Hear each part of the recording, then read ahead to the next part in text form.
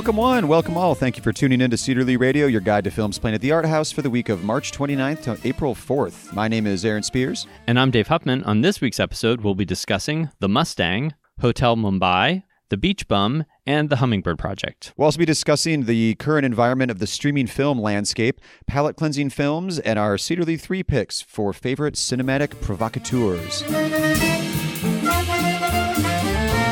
We always like to start off the show with the last scene first. Dave, what is the last film you've seen? The last film I saw was, I'm back to watching some garbage. And Me too, this week.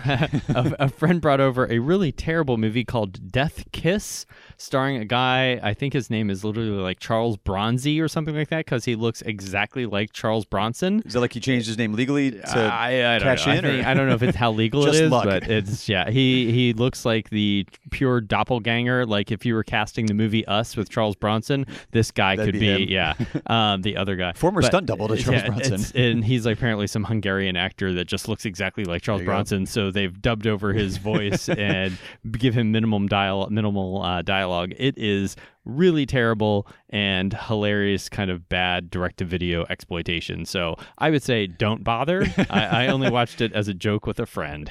Well, what era is that? Like that sounds like it's 80s brand new. Oh, it's brand new. No, it's brand new. Oh. No, I mean like it's from 2018, and this guy looks exactly like Charles Bronson. That it's just hilarious. Has such a straight-to-video vibe with the way you describe the whole thing. All you need to do is Google image Death Kiss, like the new movie Death Kiss, and just to look at the video box, and you will be amused. It even says like the tagline is something like "Justice has a familiar face" or something like terrible really just like leaning that. Into it, They're just completely it's hilarious. Wow. And Aaron, what was the last thing you saw? So I've been busy outside of work, and as I head into we're almost to the Cleveland International Film Festival time.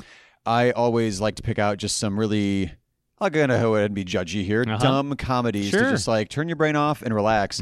And I wasn't really sure what I was in the mood for. I just started scrolling through one of the streaming services, and Kentucky Fried Movie popped up. And I was like, that is perfect. I think it's on Amazon Prime or something. That's where I keep skipping over it as well, thinking I haven't watched that since I was probably 14. Yeah, so, it was like 10, 15 a night. I was like, I could go to bed and just get a good night's sleep, or just relax and watch something real dumb. And not even really dumb. Like it's pretty good satire. It's entertaining. Yeah. I mean, I watched garbage. You watched kind of comedy classics. I guess. So, well, that's true. Yeah, original like John Landis. I think his first film and everything. So there's some real talent behind that, and it's very episodic. It's like sketch comedy in a way. But it was one of those too, because it's mostly vignettes. Yes, it's just I guess. And I was kind of like nodding in and out, together. And it didn't really matter because I wasn't missing plot or anything like that. Not at all.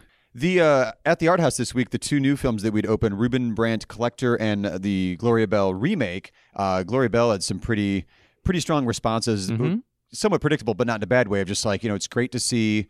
It's not a 20-something, young hot actress trying to make her way in Hollywood with like a new film or whatever. It's an established, amazing actress, probably one of the best of her generation, Julianne Moore, doing a role for a mature woman who has complex emotions.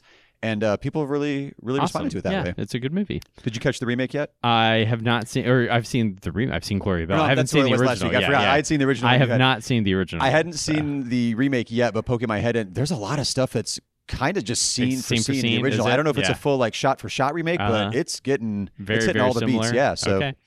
I did get to see Reuben Brandt that we opened up this last week. I came over here on Sunday evening and watched it, and I'm very glad I came to see it because it's visually the big screen, the parts cool. I've seen are really slick.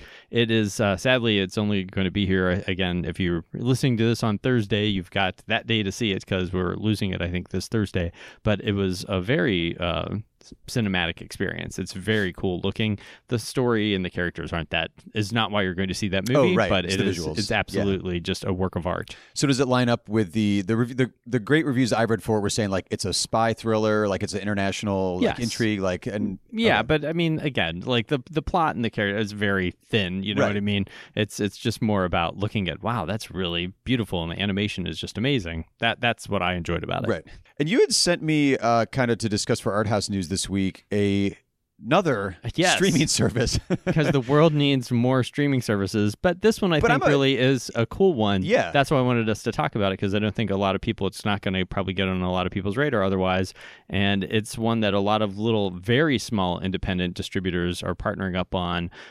Companies like Kimstim and some other little distributors. I wrote them down. Oh, actually. let's hear. Yes. Icarus Films, Kimston, like you said, Grasshopper, First Run, Distrib Films US, and Bullfrog. Yes. Are all working together. I love the whole collective, power in numbers. Let's get together and build a catalog here. These are very small, scrappy little distributors. We occasionally show some of their films. I think we just showed Genesis 2.0 as a Kimston film, and there's another one, Elephant Sitting Still, that we might have a show of coming up. It's got some great reviews. Yeah, and so but they're small little distributors, and their films don't usually have enough life in them to warrant a full week's run. So we don't play a lot of them here at the Cedar Lee, but very specialty distributors. Very specialty, but they're partnering up to have their own streaming service, and it is called Ovid.tv. So OVID.tv.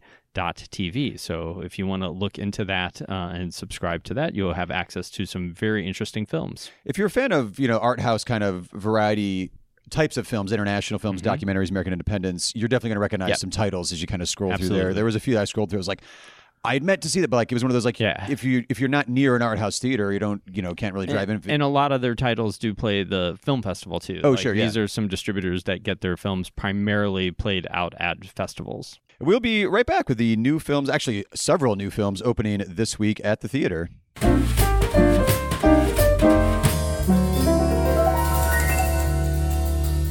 Our first special event for this week to let you know about is the encore presentation of the Cat Video Fest 2019. It'll be playing again on Saturday, March 30th at 11 a.m. and Sunday, March 31st at 4 p.m. And as with the original showings we had of these, we are expecting large crowds, so get your tickets ahead of time. And make sure you do arrive early, because House of Muse, of which a portion of each ticket sold will go to, will be here in the lobby with cats that are up for adoption and to show off the good work that they're doing within the community.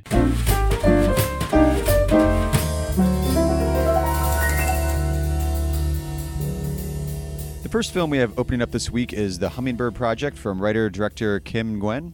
He is a Canadian filmmaker, which I was totally unfamiliar with. And when I looked him up, he's got 8 feature films. He's done docs. He's done narratives. Did one called The War Witch back in 2012 that got pretty good reviews. Then it was like, I need to check out some of these movies. Because I'm not familiar with his work. This particular one, The Hummingbird Project, is a pair of high-frequency traders that go up against their old boss in an effort to make millions in a fiber optic cable deal. How straight are we talking about here? Whatever's in the way, we got to dig through. It's got to be a totally straight line. Mountains, straight. Rivers, straight. Swamps, straight. Straight. Can I ask what the purpose of that line is? The purpose is to get the stock market quotes in like 16 milliseconds, which is 1 millisecond faster than everybody else right now. Okay. Then what happens? Roughly $500 million a year. This particular film, the trailer, and then also just that premise are one of those based on true event stories where I was like, that's going to be a movie? Like, there must be something there that I just don't know about that is compelling, because, if he's going to make an entire feature film about it, and the trailer is very compelling. Yeah, the trailer's great. Didn't know that this was going to be that much of a sort of a thriller plot. Well, and it's got a great cast, and it is getting pretty solid reviews. So I haven't seen that one yet, but I'm anxious to see it. Once again, Jesse Eisenberg playing I was going to say a lovable kind of nerd character, but I don't know how lovable, because playing Jesse Eisenberg. Doing Jesse Eisenberg, and Alexander Skarsgård as his partner there going up against Salma Hayek. But Skarsgård is like completely unrecognizable. I like whenever extremely attractive people decide to go like just weird looking go rogue. in a movie. Yeah, like it's like, damn my genetics. I'm going to put on a lot of makeup and wear like a bald cap. So there you go. I'm interested in these types of movies too, where it doesn't really involve like Ruben Brandt. It's art heists. Right. And this one is like laying fiber optic cable and typing, and but it's so compelling the way that it's presented. You're like, another new way to make hacking really compelling. The next film they're opening up this week is The Mustang, co-written and directed by Laure de Clermont-Tonnerre, and I apologize if I've completely butchered her name.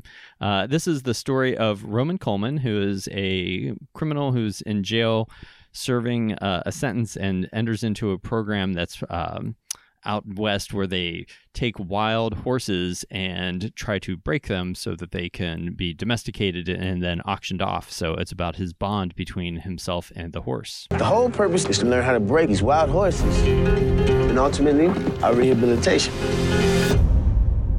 You ready?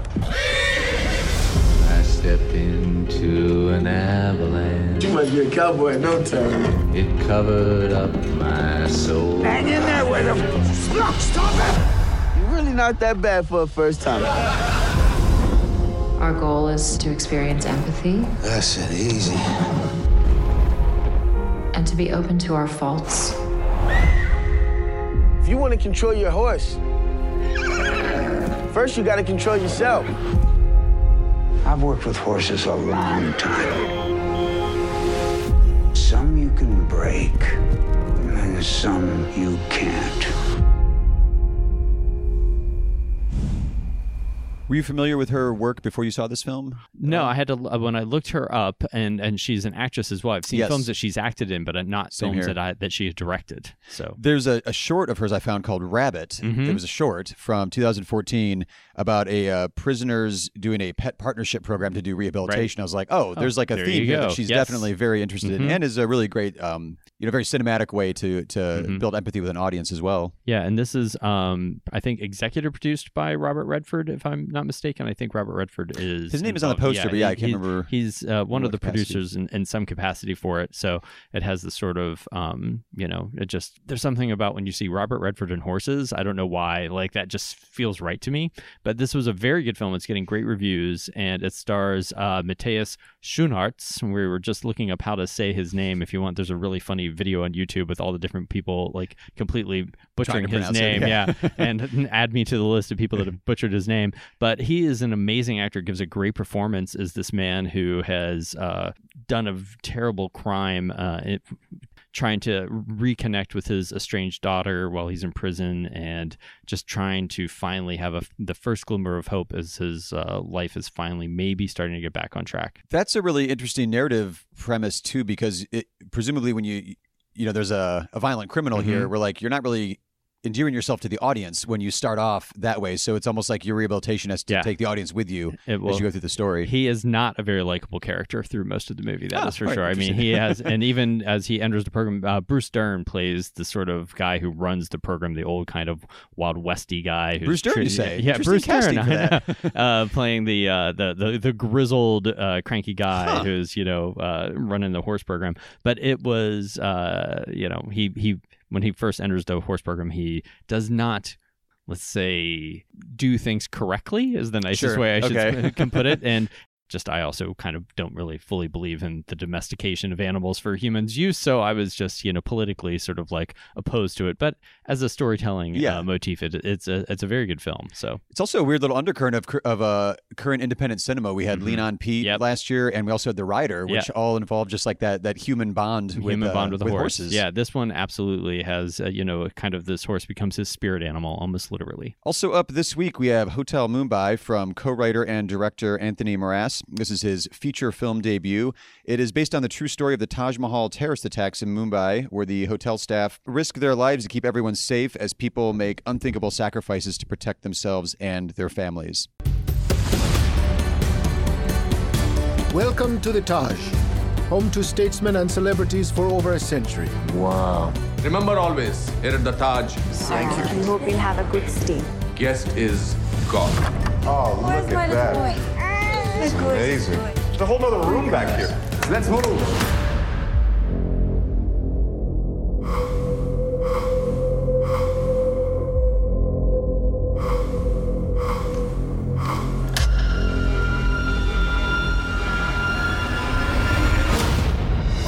Chaos has erupted in Mumbai with multiple bombings and armed gunmen rampaging through the city.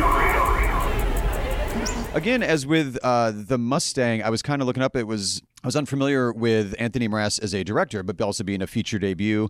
Same with Mustang, feature film debut here. I had found a short he did in 2011 called The Palace, which was set in Cyprus in 1974 about a family fleeing Turkish troops, and they hide in a palace as the Turkish troops move in, and they're trying to like find the people hiding in this palace. And I was like, thematically, you couldn't be more in line. So interesting. Yeah. This one is another one in the Dev Patel film series that is sort of just organically happening this year at the Art House. They're expanding it wider than you'd expect. It's not just playing here at the Cedar Lee. We're playing it out at Art Chagrin Cinemas Theater, and our location in Pittsburgh is actually opening it as well. But it is, so that lets me think that they think that the film is going to play in a more kind of traditional sort of like thriller capacity to mainstream audiences. It's definitely how the trailer plays. Yeah, but I think that the film, just the subject matter, I think sometimes is a little too challenging for your mainstream audiences. They're not necessarily in the mood to see something that intense. So, and we didn't check in with the specialty box office on this particular episode. It did gross like a really great per screen average, so it has a really good, solid critical response to it, and the places where it is playing, presumably, the East Coast and West Coast here in America, people are responding to it. And then speaking of the art house box office from this last weekend in limited release, The Beach Bum, which will be opening here on Friday, directed by Harmony Korine, it opened up in limited release this last weekend and did very well as well. This is the new film starring Matthew McConaughey, kind of perfectly cast as Matthew McConaughey, as sort of like everyone's kind of mental picture of what Matthew McConaughey really is like. Yeah, is just this rebellious stoner ex-poet who is kind of on a wacky series of adventures. Give me a Lucky Lotto and a cigar, would you? Sure. You don't sell acid, do you? No. That's too bad, man. I write poetry. I like that fun, man. Moondogs from another dimension. Moondog. It just sounded like you said, not necessarily a role he's played before, but like what everybody assumes he is in real life. And they're come to the screen for the first time. There literally is a shot with Matthew McConaughey playing bongos with a snake on the bongo. So it's like, you know, right, ripped from today's headlines, although he wasn't naked in that scene. I believe when he was arrested years ago, wasn't it? I never heard about that. Oh, you never heard about it? Oh, yeah, this was like probably 15 years ago. He was like naked playing bongos somewhere. Yeah, so yeah. Great. Life imitates art, imitates life, imitates art. This one is the new Harmony Korine film, which inspired our Cedar Lee 3 picks we'll be mentioning here in a second. I realized something, though, with Harmony Korine and a few other provocateurs we're going to be talking about.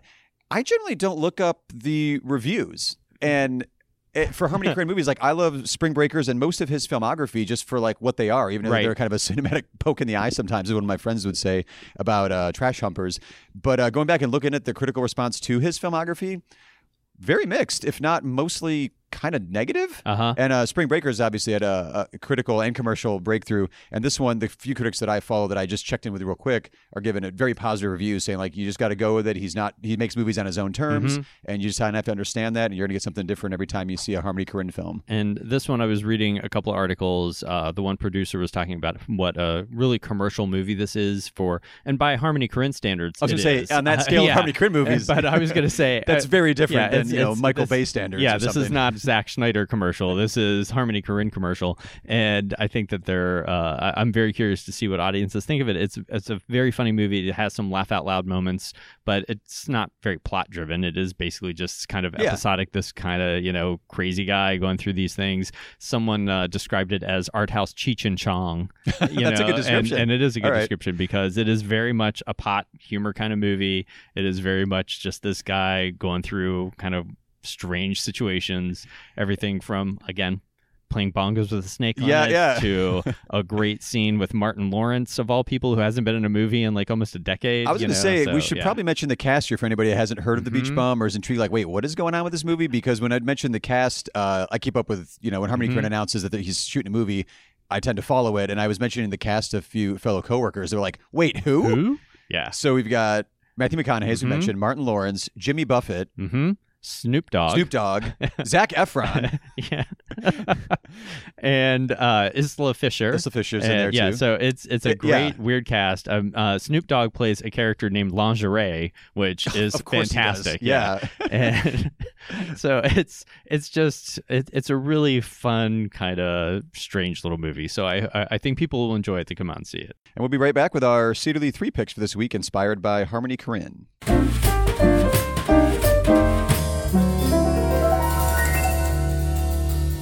The other special event this week is the Met. We have the live broadcast of Die Valkyrie on Saturday, March 30th at 12 p.m. We also have the Encore show on Wednesday, April 3rd at 6:30 p.m.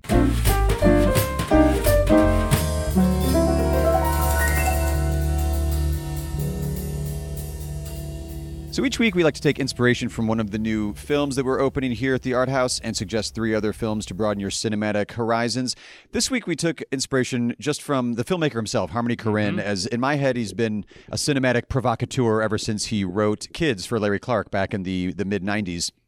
So we wanted to think about that, like what are some cinematic provocateurs that we, I guess, like or admire. Like I don't necessarily like all the films of these people, but I see everything they do because they're really pushing the boundaries with what, you know, I think they're all narratives that I pick. Narrative storytelling can be, and what you can and can't see on screen in a film. And sometimes that pushes boundaries and pisses people off. Sometimes people embrace it, and we will see. I'm curious to see what your list is. Who was the first person on your list, Aaron? I went with the obvious first one. It's Lars von Trier. Well, he was on my list as well. Okay, so we have overlap there. But I was like, you can't not have a little bit of a conversation about von Trier when you talk about provocateurs. Both, I'm just thinking with the film, his films, not necessarily his personal statements or shenanigans that he's had over there. Yeah. But it is kind of a full package there with him. What was your first Lars von Trier experience? Do you know what film that you're first like, oh, this guy, holy cow? I think it was, oh man, I'm forgetting the name of it. It's the hospital one. It was like the Kingdom. The Kingdom. Thank you. Yeah, The Kingdom was my first. That was the first one. Yeah. In a theater or at home, like on video. I saw in the theater. Actually, okay. Yeah. So it was like a theatrical cut they did of that one there. Yeah. And it's a great weird kind of thing, and I completely enjoyed it. And yeah, it's an odd one. It's like, I remember the video box at the store we would rent from. It was like ER, like, you know, Ghosts meets ER. There was something like, because ER was a big thing in the 90s, and it was Gotta like sell it. ER but with ghosts. It was like, okay, I guess that would work. It's not untrue, but he's also one of the 2 founding members of the Dogma movement, which was a great little cinematic provocation kind of call to arms.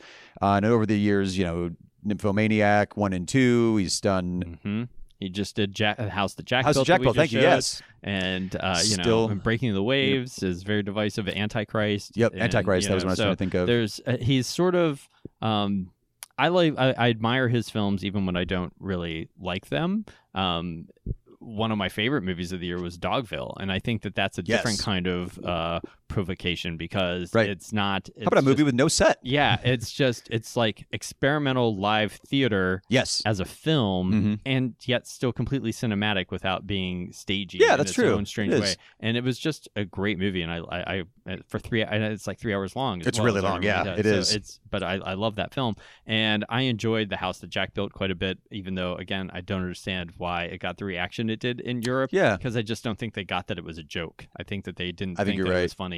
Whereas here in America, we have less of a problem laughing at extreme violence. That's true. Over there, they're just horrified by it. Yeah, I don't know if I want to embrace that too much. Yeah, but you know what I mean? But it's true, like, we could see it more as, you know, the comedy of it than I think that other cultures did. But yeah, he's definitely a filmmaker. Anytime he's got a film coming up, I make sure that I see it. Even if I don't always like the film, I'm glad I saw it. Yes. Well, the next one on my list was another European. Actually, I think all of my filmmakers are European. And she's a French filmmaker, Catherine Briot. Oh, 2 for 2. Really? Yeah. This will be hilarious. Wow, all right. I don't think we'll match on the third. We'll see. But again, she is a filmmaker that I don't know that I've ever full on liked one of her movies. Oh my God, I wrote that down too. I don't really like any of her movies, but they're interesting. They're fantastic. Yeah, and, you know, Fat Girl is still one of my most, vivid memories. I saw it here at the Cedar Lee many years ago. I think same before here. I worked for Cleveland Cinemas, and it was, you know, such a great film, and then let's just have an ending that makes no sense. I won't give the spoiler Right. alert away, but it like completely Again, worth seeing, changes. Yeah, but it completely changes everything about the film. And it's in her movie Anatomy of Hell. Actually, I did like Anatomy of Hell. That's the very sexual. Yeah. With, that one in romance. With Rocco, the actual Siffredi. The actual porn star in it. But it's a very good film, and that one I did like full on. But most of her films, I just think, well, not for me. But I appreciate that she's out there really pushing the boundaries. Again, it's not. I guess maybe I'm being glib. Like, not that I don't like her films. Like, it's still something that I seek out. But it's one of those like I couldn't recommend unless I really knew you as a person to like anyone to recommend seeing her stuff. I don't think I ever told somebody, "Oh, you've got to go see Fat Girl." Exactly. Yeah. Or like I don't want to revisit the films, but I'm glad they exist. I'm glad she's really out there pushing some buttons. When I was looking her up, I don't remember what article I was reading, but I guess she's been labeled as porno-auteuristic, which is a great way to say it because she really pushes the boundaries of what you can show sexually on screen, which in a way that American filmmakers just aren't really trying at all. No one would ever, her films would never be made here in the States. And she is, I would say, uniquely French. I think very much so, yeah. Her films really speak to France. And I also had no idea until, again, looking her up just recently for this episode, she's also a novelist. So I don't know, that may be kind of shows her storytelling approach because it's not necessarily traditional like movie act structure in some of her stories. So I think maybe having a novelist mindset when you're writing a screenplay does affect how you write that screenplay. So I can see that. That makes total sense. All right, Dave. So my last one. Let's see if it's 3 for 3 here. Michael Haneke. Nope. Oh, I almost so put him close. on there, but so close. I went for an oldie. Well, it's a thought that counts, I guess. You thought of him at least. I guess famous, infamous, however you want to look at it, Austrian filmmaker. He is the director of Funny Games, both versions, Cachet, The Piano Teacher.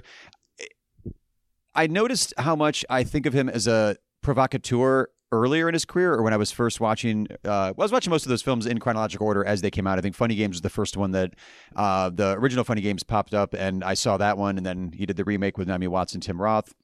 Yes. And I've been kind of keeping up with him since then, but more recently he did The White Ribbon and I forget the French end. Amour and Happy End. And Happy End, which I haven't seen yet. But, oh, you haven't? No, I haven't seen that one yet.